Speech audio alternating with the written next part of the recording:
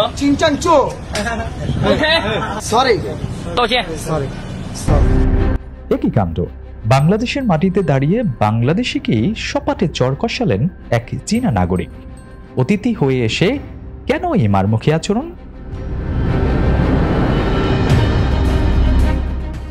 ঘটনার কেন্দ্রে এক চীনা ইউটিউব ব্লগার, যিনি বাংলাদেশে ভ্রমণ এসেছেন।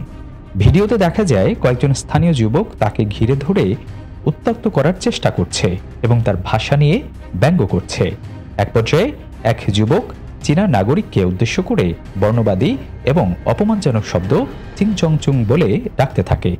ওই ব্লগার প্রথমে তাকে বোঝানোর চেষ্টা করে যে এই শব্দটি অত্যন্ত অপমানজনক এবং এটি বলা উচিত নয়, কিন্তু যুবকরা তা আমলে না নিয়ে হাসাহাসি করতে থাকে।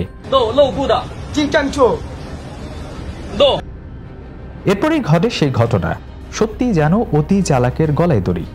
বাংলাদেশি যুবক হয়তো ভেবেছিল বিদেশি বলে এমন বর্ণবাদী আচরণ করেও সহজেই পার পেয়ে যাবেন তিনি, কিন্তু সেই আশায় গড়ে বালি।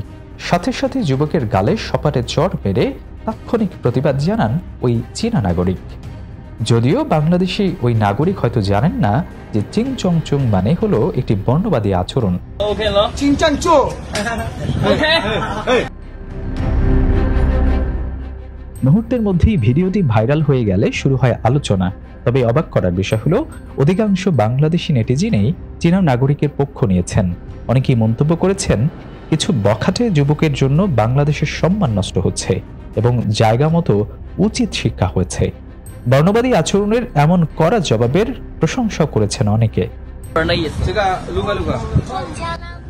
অবশ্য ভিডিও শেষাংশে কয়েকজন বাংলাদেশি ভদ্রলোককে এগিয়ে এসে পরিস্থিতি সামাল দিতে দেখা যায়, যা দুই দেশের মানুষের মধ্যে ভাষাগত এবং সাংস্কৃতিক দূরত্বের বিষয়টিও সামনে এসেছে। এই ঘটনাটি চোখে আঙুল দিয়ে দেখিয়ে দিল যে না জেনে বা নিছক মজা করার ছলে কোনো মন্তব্য করাটা কতটা গুরুতর হতে পারে।